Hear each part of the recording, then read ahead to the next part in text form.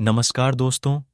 वैसे तो दुनिया में अनेकों मंदिर एवं देवस्थल हैं, लेकिन इन 12 ज्योतिर्लिंगों का अलग ही महत्व है। इन 12 ज्योतिर्लिंगों के बारे में जानने से पहले वीडियो को लाइक करके कमेंट में ओम नमः शिवाय लिख दीजिएगा। भारत धार्मिक मान्यताओं और पवित्र मंदिरों से बसा देश है, जहां लोग ईश्वर की आराधना करते हैं। यहाँ कई सारे प्राचीन और पवित्र मंदिर हैं। इनमें भगवान भोलेनाथ के मंदिरों की महिमा ही अपार है। कई भक्त हर साल भगवान शिव के इन मंदिरों शिवालयों में हर साल लाखों की संख्या में जाते हैं। इन्हीं पवित्र शिवालयों में भोलेनाथ के 12 प्रसिद्ध ज्योतिर्लिंग भी हैं। इन ज्योतिर्लिंगों का महत्व सबसे अधिक है। धार्मिक मान्यताओं के मुताबिक भोलेनाथ के 12 ज्योतिर्लिंगों में भगवान शिव ज्योति के रूप में स्वयं विराजमान हैं। ये सभी ज्योतिर्लिंग भारत के अलग अलग राज्यों में स्थित हैं। इन ज्योतिर्लिंगों के अगर आप दर्शन करना चाहते हैं तो आपको पता होना चाहिए कि इन 12 ज्योतिर्लिंगों का क्या नाम है और ये कहाँ स्थित है। आइए हम इस वीडियो में 12 ज्योतिर्लिंग के बारे में जानते हैं। इनमें से सबसे पहला ज्योतिर्लिंग सोमनाथ है। सोमनाथ ज्योतिर्लिंग भारत का ही नहीं अपितु इस पृथ्वी का पहला ज्योतिर्लिंग माना जाता है। यह मंदिर गुजरात राज्य के सौराष्ट्र क्षेत्र में स्थित है। शिव पुराण के अनुसार जब चंद्रमा को दक्ष प्रजापति ने क्षय रोग होने का श्राप दिया था, तब चंद्रमा ने इसी स्थान पर तप कर इस श्राप से मुक्ति पाई थी। ऐसा भी कहा जाता है कि इस शिवलिंग की स्थापना स्वयं चंद्रदेव ने की थी। विदेशी आक्रमणों के कारण यह 17 बार नष्ट हो चुका है। हर बार यह बिगड़ता और बनता रहा है। दूसरा ज्योतिर्लिंग है मल्लिकार्जुन। आंध्र प्रदेश में कृष्णा नदी के तट पर श्रीशैल नाम के पर्वत पर स्थित है। इस मंदिर का महत्व भगवान शिव के कैलाश पर्वत के समान कहा गया है। अनेक धार्मिक शास्त्र इसके धार्मिक और पौराणिक महत्व की व्याख्या करते हैं। कहते हैं कि इस ज्योतिर्लिंग के दर्शन करने मात्र से ही व्यक्ति को उसके सभी पापों से मुक्ति मिलती है।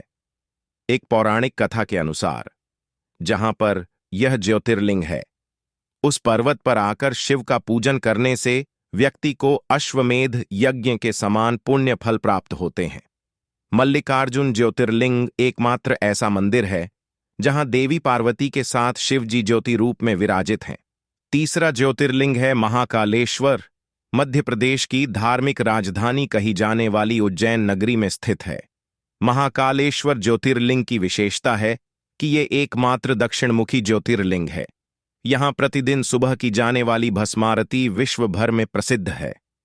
महाकालेश्वर की पूजा विशेष रूप से आयु वृद्धि और आयु पर आए हुए संकट को टालने के लिए की जाती है। उज्जैनवासी मानते हैं कि भगवान महाकालेश्वर ही उनके राजा हैं और वे ही उज्जैन की रक्षा कर रहे। चौथा ज्योतिर्लिंग ओंकारेश्वर है। ओंकारेश्वर ज्योतिर्लिंग मध्य प्रदेश के प्रसिद्ध शहर इंदौर के समीप स्थित है। जिस स्थान पर यह ज्योतिर्लिंग स्थित है, उस स्थान पर नर्मदा नदी बहती है और पहाड़ी के चारों ओर नदी बहने से यहां ओम का आकार बनता है। ओम शब्द की उत्पत्ति ब्रह्मा के मुख से हुई है, इसलिए किसी भी धार्मिक शास्त्र या वेदों का पाठ ओम के साथ ही किया जाता है। यह ज्योतिर्लिंग ओमकार अर्थात ओम का आकार लिए हुए है, इस कारण इसे ओंकारेश्वर नाम से जाना जाता है। पांचवां ज्योतिर्लिंग केदारनाथ है। केदारनाथ ज्योतिर्लिंग उत्तराखंड में स्थित है। बाबा केदारनाथ का मंदिर बद्रीनाथ के मार्ग में स्थित है। केदारनाथ समुद्र तल से करीब 3500 मीटर की ऊंचाई पर स्थित है। केदारनाथ का वर्णन स्कंद पुराण एवं शिव पुराण में भी मिलता है। यह तीर्थ भगवान शिव को अत्यंत प्रिय है। जिस प्रकार कैलाश का महत्व है, उसी प्रकार का महत्व शिव जी ने केदार क्षेत्र को भी दिया है। केदारनाथ धाम उत्तराखंड के 4 धामों में से एक है। जिले में गौरीकुंड से करीब 16 किमी दूरी पर मंदिर स्थित है। ये मंदिर हिमालय क्षेत्र में है।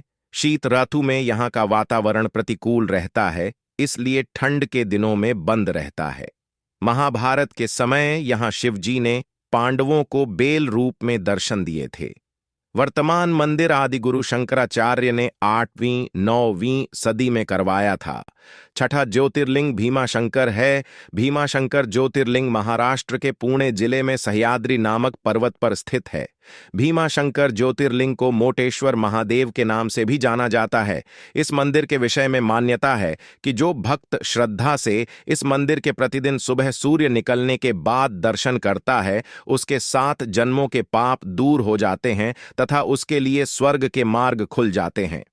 7वां ज्योतिर्लिंग काशी विश्वनाथ है। विश्वनाथ ज्योतिर्लिंग उत्तर प्रदेश के काशी नामक स्थान पर स्थित है। काशी सभी धर्म स्थलों में सबसे अधिक महत्व रखती है, इसलिए सभी धर्म स्थलों में काशी का अत्यधिक महत्व कहा गया है।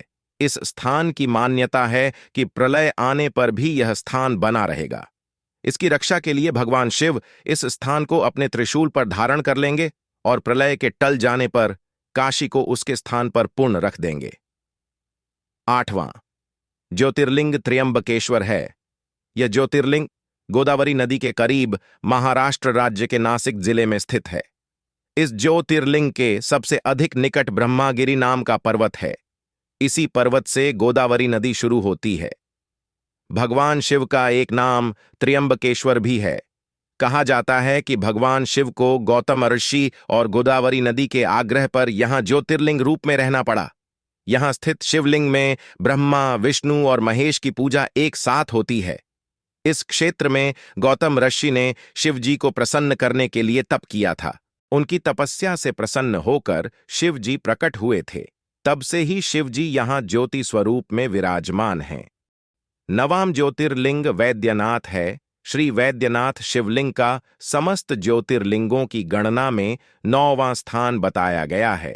भगवान श्री वैद्यनाथ ज्योतिर्लिंग का मंदिर जिस स्थान पर अवस्थित है उसे वैद्यनाथ धाम कहा जाता है। यह स्थान झारखंड प्रांत, पूर्व में बिहार प्रांत के संथाल परगना के दुमका नामक जनपद में पड़ता है। त्रेता युग में रावण शिवजी का परम भक्त था। वह हिमालय में शिवलिंग बनाकर तप कर रहा था। तपस्या से शिवजी प्रसन्न होकर प्रकट हुए। रावण ने वर में मांगा कि वह ये शिवलिंग लंका में स्थापित करना चाहता है। शिवजी ने ये वरदान तो दे दिया, लेकिन एक शर्त भी रखी कि रास्ते में तुम ये शिवलिंग जहां रख दोगे वही स्थापित हो जाएगा। रावण इस बात के लिए मान गया। रावण शिवलिंग उठाकर लंका ले जा रहा था, तभी रास्ते में उसने गलती से शिवलिंग नीचे रख दिया। इसके बाद शिवलिंग वहीं स्थापित हो गया।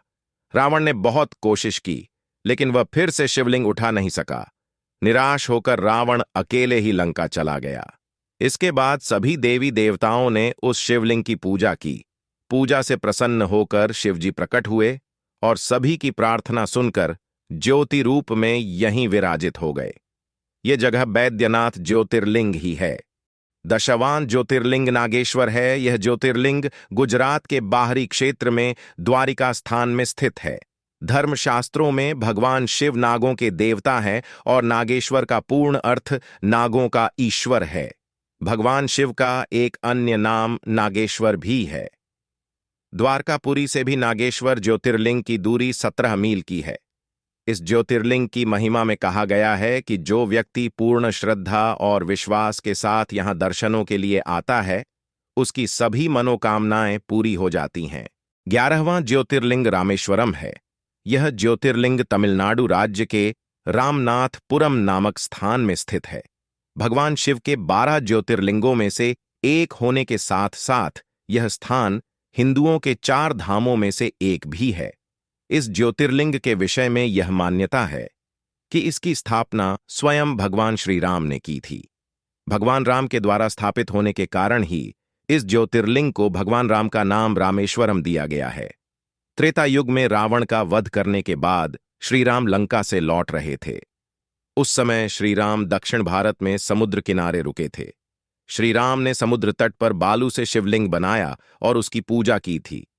मान्यता है कि बाद में ये शिवलिंग वज्र के समान हो गया था। श्री राम द्वारा बनाए गए शिवलिंग को ही रामेश्वरम कहा जाता है। 12वां ज्योतिर्लिंग घृष्णेश्वर है। घृष्णेश्वर महादेव का प्रसिद्ध मंदिर महाराष्ट्र के संभाजी नगर के समीप दौलताबाद के पास स्थित है। इसे घृष्णेश्वर या घुष्मेश्वर के नाम से भी जाना जाता है। दूर दूर से लोग यहां दर्शन के लिए आते हैं और आत्मिक शांति प्राप्त करते हैं। भगवान शिव के 12 ज्योतिर्लिंगों में से यह अंतिम ज्योतिर्लिंग है।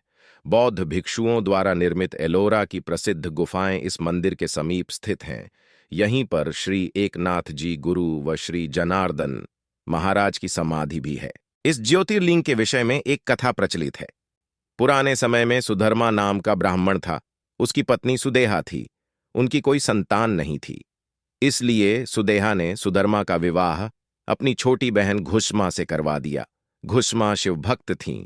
शिव जी की कृपा से घुष्मा को पुत्र की प्राप्ति हुई।